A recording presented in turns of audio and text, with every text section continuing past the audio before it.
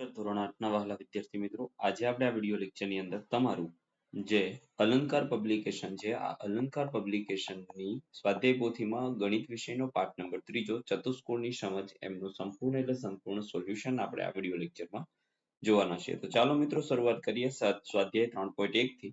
તે પહેલા એક નાનકડી વાત કે નીચે ડિસ્ક્રિપ્શન બોક્સની અંદર એક પ્લેલિસ્ટની લિંક આપેલી છે, ત્યાંથી તમે ધોરણ 8ના અલંકારની સ્વાધ્યાય પોથીના તમામ વિષયના સોલ્યુશન મેળવી શકો છો. તો પેલું છે યોગ્ય વિકલ્પ પસંદ કરો, જેમાં પેલું ચતુષ્કોણના ચારેય ખૂણાના માપનો સરવાળો કેટલો થશે?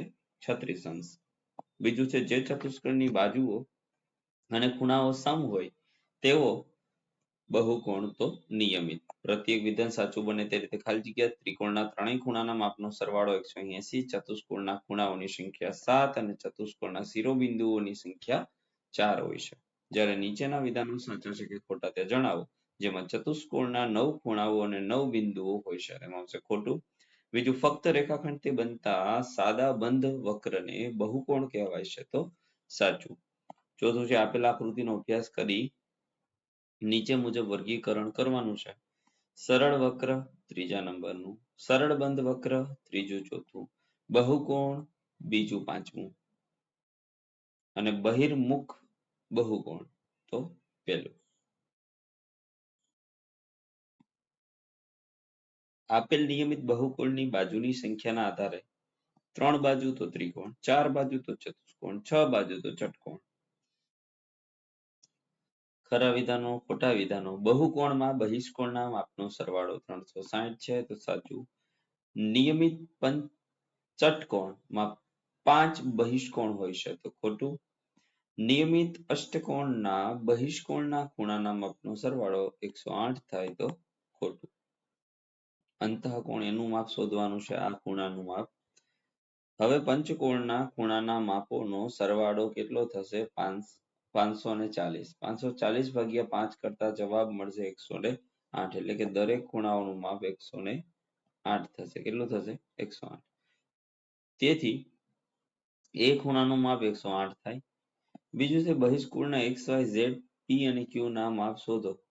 બહિષ્કોણના ખૂણાના માપનો સરવાળો 360 છે, માટે 360 ભાગ્યા 5 બરાબર 72, x બરાબર 72, y બરાબર 72, z બરાબર 72, p બરાબર 72 અને q બરાબર 72.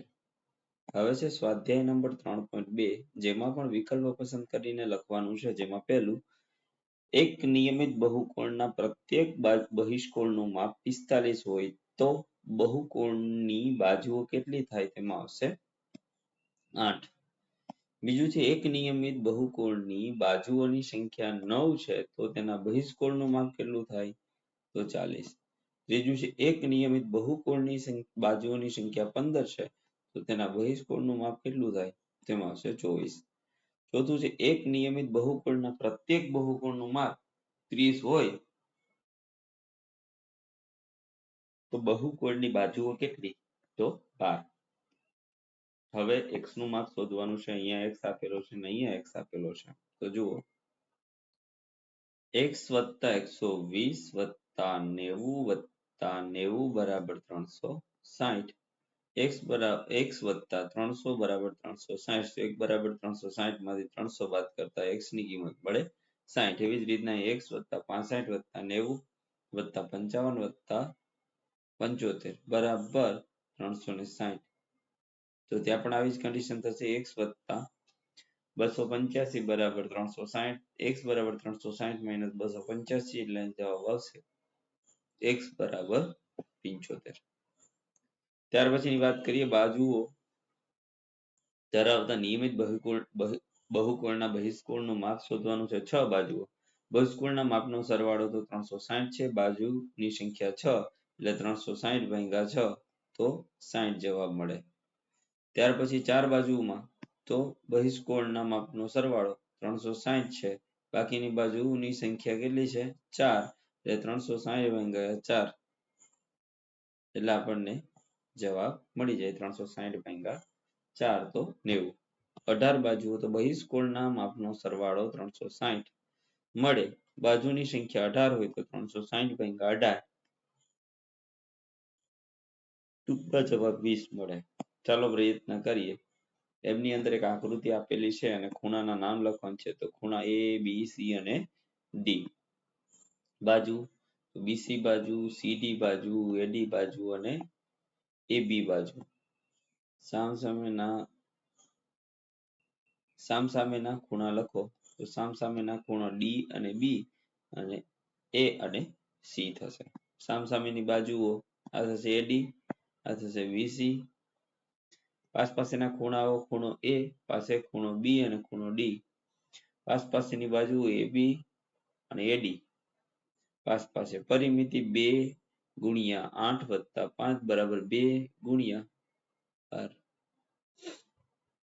2 ગુણ્યા 13 એટલે 26 હવે વિકર્ણોની સંખ્યા છે AC BD અને દરેક ખૂણાના માપ છે 70 ની સામે 70 મળે બાકીના બંને 110 મળશે હવે સ્વાધ્યાય નંબર 3.3 થી આપણે ધીમે ધીમે સ્ક્રોલ કરતા જઈએ જે તમારે નોંધપોથીમાં લખતું જવાનું છે સાથે સાથે એક વાત કે જો વિડિયો લેક્ચર પસંદ પડે તો લાઈક કરો તમારા મિત્રો સાથે શેર કરો અને આપણી ચેનલને સબસ્ક્રાઇબ કરો